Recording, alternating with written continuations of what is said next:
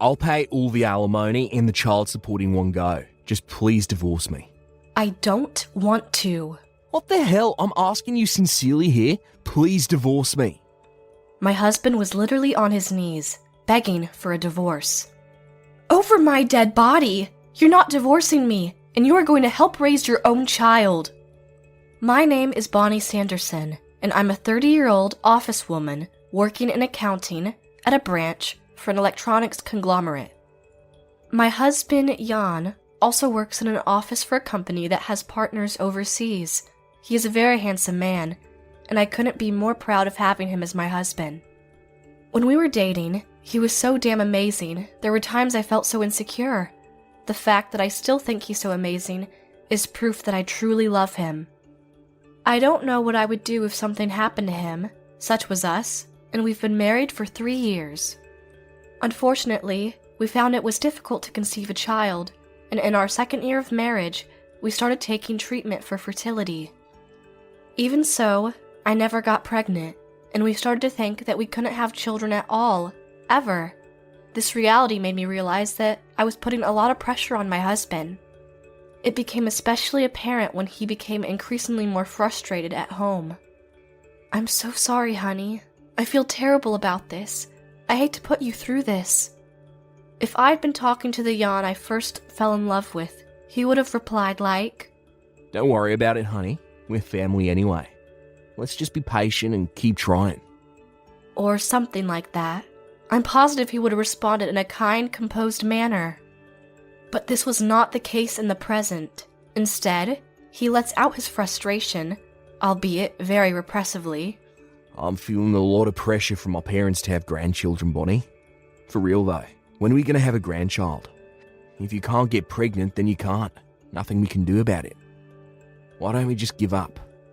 I never expected these words from him, and the sheer brutality of them left me in shock. I was so shocked that I started to cry right then and there. Perhaps Jan immediately regretted what he said when he saw my reaction, because he said, Oh, Don, I'm real sorry. I'm just frustrated. This doesn't seem to be working out, but I'm not going to give up.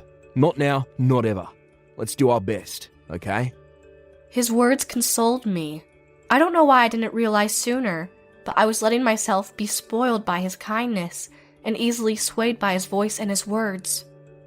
A year later, I was able to get pregnant, the child of our dreams. I wanted to tell my husband so badly, and before I could stop myself, I called him. I called him even though I knew he was at work. I knew he would be thrilled. You do realize I'm at work, right? I'm sorry, honey. I just couldn't wait to tell you. I just went to my gynecologist, and I tested positive. Honey, after so long, I'm so happy to finally tell you I'm pregnant. I just knew he was going to scream with joy. That's what I genuinely thought, and with all my heart and soul. I couldn't contain the excitement. I wanted to hear his happy voice for the first time in a while. I waited for him to answer, and then... Oh. Is that so? Wait, what? That's it? I'm at work, honey, so I have to be excused right now. That's all he said before he hung up on me. I did notice he's been acting strange lately, but I didn't think he wouldn't be happy about my pregnancy. That was the last thing I expected, so it shouldn't be a big surprise to tell you that I was honestly very shocked. Despite the shock, I decided to tell my parents and my in-laws the good news, and of course, both my own parents and my parent-in-laws were very happy. Their reactions were explosive, exactly what I was hoping to hear from Jan. Jan did say that he was feeling pressure from his parents to give him their grandbabies. But I know they would never do that. They are the sweetest angels known to man, the larks, and they are very kind to me. They loved me like I was their own daughter.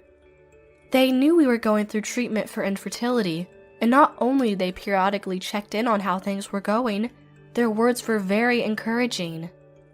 And every time I saw them, they would cheer me up and buy me things that I liked. When they told me that Jan must have also been over the moon, I just couldn't tell them the truth. I couldn't give them bad news after such good news, and by that point, I didn't even know what Jan would do if his parents found out he wasn't happy in the slightest. I told them that he was very happy indeed, and they sounded very pleased to hear that. I couldn't tell Mrs. Locke that her own son reacted the complete opposite. Even when I came home, Jan never mentioned anything about my pregnancy, or anything else about parenting and other stuff like that. And even after a few days, he didn't seem to care about my health. I was suffering from morning sickness, and he didn't even bother to check how I was. The nausea was so bad, it was hard for me to cook, and yet he would say, "Why isn't there any dinner ready?" "Morning sickness, honey. It's pretty bad. I don't feel well enough to cook tonight, so I think you should order a delivery." Whoa. I heard you were pregnant, but I didn't hear that you were slacking off on house chores. I'm not being lazy. It's just that it's really hard not to barf every couple minutes. Just whip something up quickly. I don't care what it is. I just want your cooking. I don't really want to go out to eat or order a delivery. In the end, my husband still made me cook for him, even though I was feeling ghastly. It took more than twice as long as usual, but my husband wasn't worried at all. He instead said, "What the hell's taking so long? Shake a leg, will ya?" Not only was he not caring about my health, but if I took time off from housework because of the morning sickness, he treats me like I'm a lazy nobody. I've had to deal with this for what seemed like an eternity, and I have to tell you, it was one of the hardest things I've had to experience. But experiencing stress while being pregnant is never a good thing, so I tried my best not to think about it. And then, a few months passed, and the morning sickness started to go away. Our last engagement anniversary together, just the two of us, before the birth of our child had arrived. Every year we had dinner at the restaurant where he proposed to me, and we were supposed to go there this time too. But out of the blue, I got a call from my husband, and I suppose you can imagine what it was about by this point. "Listen, lots of work came up all of a sudden and I can't have dinner with you tonight." No way. I'll reschedule. Just let me know what time you'll be home. That's all he said before he hung up on me. I just stood there, in the kitchen, holding a mug of hot chocolate too, stunned to move. If he would just go to dinner that night, in his now usual cold attitude, things might have changed. The next day, Jan came home. He didn't say he was sorry, and he didn't even look remorseful. I was so annoyed with him. "Don't you have anything to say, mister?" It was about work. What do you freaking expect me to do? Risk my career for your sake? Let's be hypothetical here, and assume you really were at work doing extra hours. Why couldn't you come home at all yesterday? That's never happened before. Why the hell would our own engagement anniversary be the very first time it happened? Shut up. You freaking know I work a job that demands a lot of responsibility. Well, maybe you're right, but a promise is a promise. I never realised you were a human being with such a small amount of compassion. I'm tired, and I'm going to my room. Leave me alone. My husband went to his room, slammed the door shut, and didn't come back out. A few days after the fight, my husband told me that he needed to talk to me. I'm going on a business trip for 3 months. 3 months? But that's going to overlap with time I give birth. I'm worried that something might happen. What do you want me to do about it? I don't have a choice. This is about work. Oh, no. Well, it's a done deal. Is that so? All right, I understand. Good luck on your trip. I was worried, all right, but it was about his work, so I figured there was nothing I could do. I was sure he'd come straight home if anything happened. That's what I genuinely thought. And then he went on this business trip, and I never once heard from him. No calls, no voicemails, not even a stupid text message. I had a lot of anxiety, but thanks to my parent and parent-in-laws, I was pushing through, more hopeful with every passing day. 2 months after my husband went on his business trip, the due date was beginning to draw really near, and one fateful day, I had a strange feeling in my body. I felt pain in my abdomen, and I finally found out what labor pains felt like. I called my husband, but he didn't pick up the phone. Nor did he return any of my calls. I sent him a couple text messages to which I had zero response. I had no choice but to call Mrs. Larrock, my mother-in-law. I told her I was having contractions, and that I thought I needed to go to the hospital. She was very supportive and graciously took me to the hospital. I don't know what that stupid son of mine thinks he's doing. He may very well be working hard, but surely he must have some time to contact you somehow. A phone call could be easily done, if not at least a text message. Pretty disgraceful, don't you think? Yes, ma'am. I was in a lot of pain, and I didn't really understand what she was saying. The only thing I could truly comprehend was the fact that Mrs. Lark was angry with her son. A few hours after I was rushed to the hospital, a healthy baby girl was born. I named her Marion. After the birth, I called my husband several times, but he never answered, as you would expect. Eventually, he did contact me, but that was a couple days after I was discharged from the hospital. You're so damn annoying with these phone calls, woman. What the hell do you want? You have a baby daughter, Jan. You said you were going to be there when she was born, so I called you, but you never answered, much less showed up. Well, work's been hella demanding, so that's all I can really say. That be all? You just had a baby of your own, and that's how you react to such an amazing moment? I'm just busy. So I'm hanging up now. Hey, now wait just a minute. He wasn't even happy that I bore our beautiful baby. I was shocked to say the least, but his reaction wasn't the only thing that left me in disbelieving awe. In the background, I could hear a woman's voice, and it was loud enough to assume she was pretty much touching him. Hey, the movie's about to start. That was what I overheard. I was now sure that Jan, my own darling husband, who I thought was the most amazing guy in the world, was cheating on me. Was that bastard having an affair while I was suffering with labor pains and childbirth? It seemed preposterous. I'm sure he quickly hung up the phone, thinking I'd overheard the woman, but it was too late. I know what I heard. I'm gonna get even with you for what the hell you put me through. You better brace yourself, my good man, because you're really gonna feel the wrath of Bonnie Sanderson. I started checking my husband's social media activity, and I inquired his friends to try to find out whom he was having an affair with. The woman's name turned out to be Elsa, and she worked at the same company as my husband. On her social media, I found a post with a picture of a man I could almost confirm was my husband. A watch that I gave him for his birthday last year was on his left wrist. After he said he was going on a business trip, his social media posts have become a lot more active. I knew then that my husband's business trip was all a lie. In fact, he was living at his girlfriend's house. I did what I could to suppress the anger that was welling up inside of me, and I concentrated on raising my newborn daughter. As he said, Jan didn't come home until after 3 months had passed. Even after his own daughter was born, he never came to see her. That was when I knew I had reached my limit. Exactly 3 months after the first day, he initially went on his alleged business trip. He came back home, and I realized he hadn't done so alone.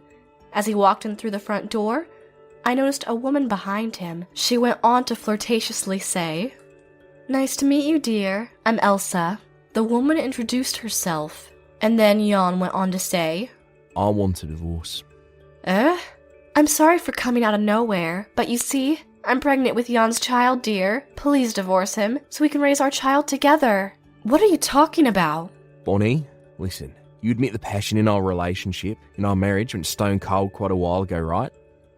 That's when I happened to find Elsa here on the business trip. I was finally able to find true happiness, Bonnie.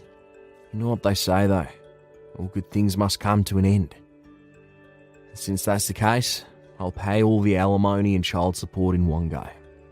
Just please, divorce me. I don't want to. What the hell? I'm asking you sincerely here. Please divorce me. When I told them both that I didn't want a divorce, my husband looked surprised. I then told my gaze over to the woman known as Elsa and found she looked more angry than surprised. Jan, love, you did sign the divorce document, right? Yes, I did. Bonnie, look at these papers and know that I'm freaking serious here. Please, divorce me. And I thought I made it clear I don't want a divorce. I laughed as I tore up the divorce document and threw the pieces into the fireplace. Jan seemed to have broken out in a cold sweat. He looked deathly pale, and the woman was fuming. It was honestly a priceless sight. Maybe they thought things weren't going to go their way. My stubbornness caught them off guard.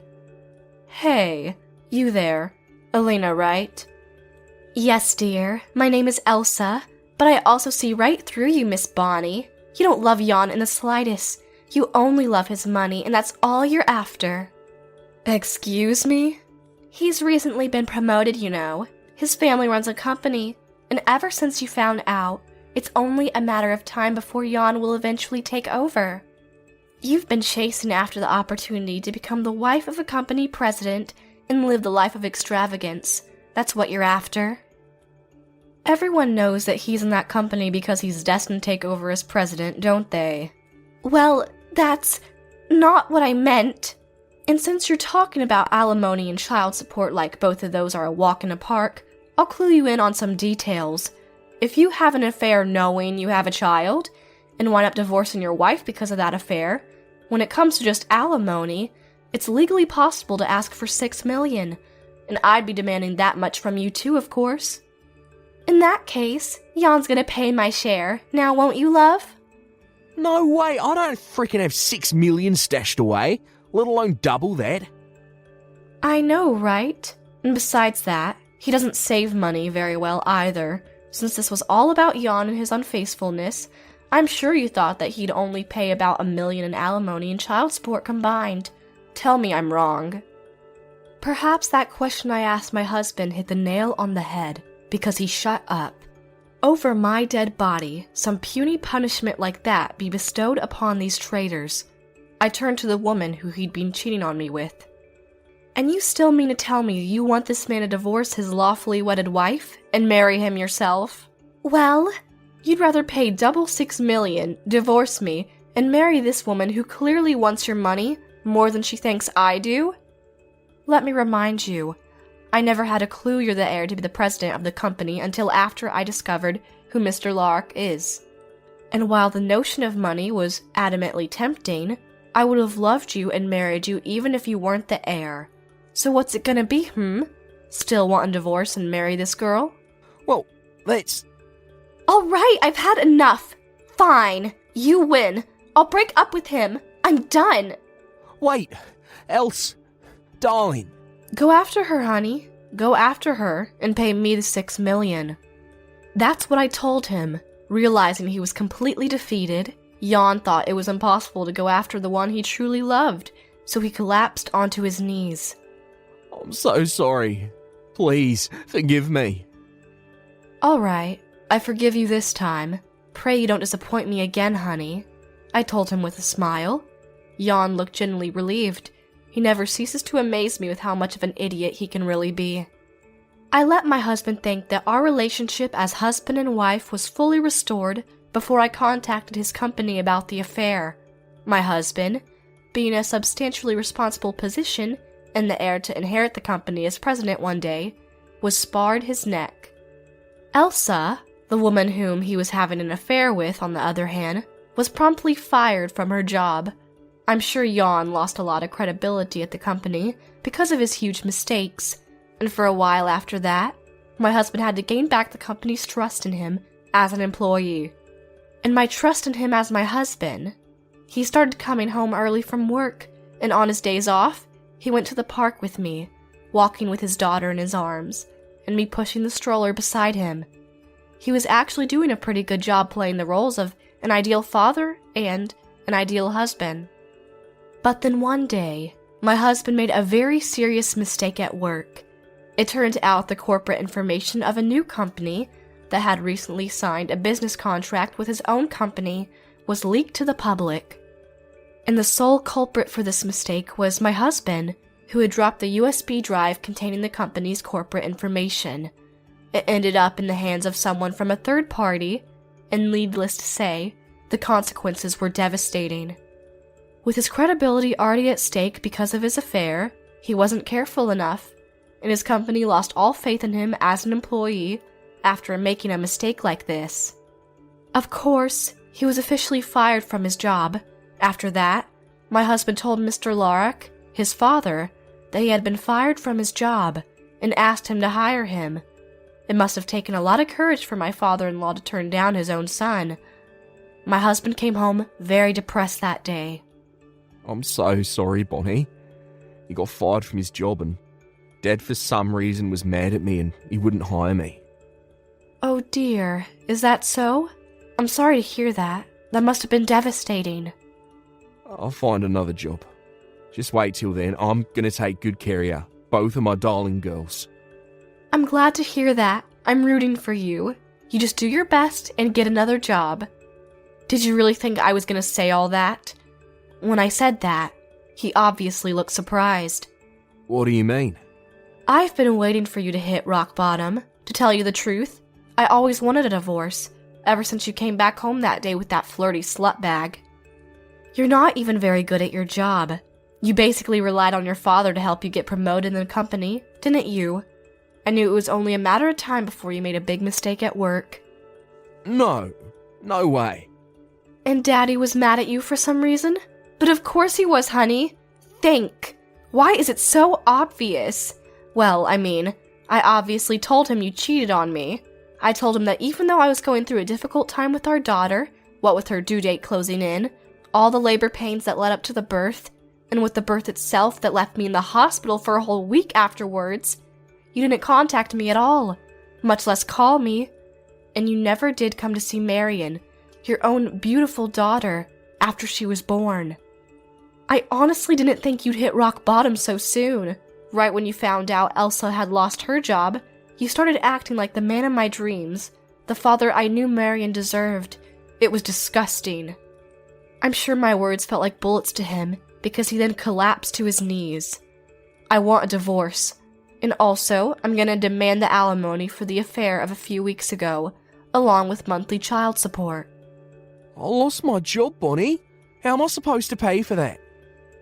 I don't care. It's your mistake, and you're gonna have to take responsibility for it. I'll personally make sure you do. And of course, I'm gonna hold your cheating girlfriend accountable too. I told him that I pushed the divorce document in front of him. I urged my husband to fill them out, and he resisted.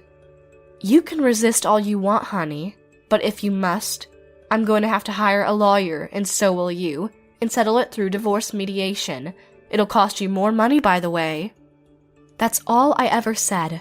Perhaps the word money made him scared all the more, because after that one sentence, he signed the document without any resistance. I took it, packed a few of my things, and left with Marion.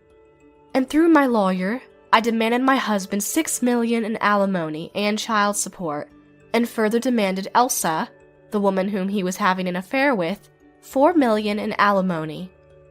Jan, socked from his job and plagued with the gargantuan amount of alimony and child support, was left with no savings. Instead of finding another job and saving up, he had to go in debt. He sold the apartment he was living in, but that still wasn't enough. Nowadays, he's working day and night work to make ends meet and pay off his debt. Meanwhile, Elsa's declaration that she was pregnant with Jan's baby was a lie. Seemed I was right about her after all. She really was after Jan's money and nothing else. She must have thought if she told me she was pregnant, he would divorce me and she would have him all for herself. After getting fired from her job, she couldn't find another regular job with steady income, and eventually went back to her parents' home, doing nothing really. But then, she was sued for alimony, and so she had to find work. Someone told me she now works in the adult industry to try and pay the alimony she owes me. As for me, I moved back to my parents' home with Marion, trying hard to balance raising my child with a full-time job. I still keep in touch with my parent-in-laws, and Marion's taking quite a liking to her both sets of grandparents.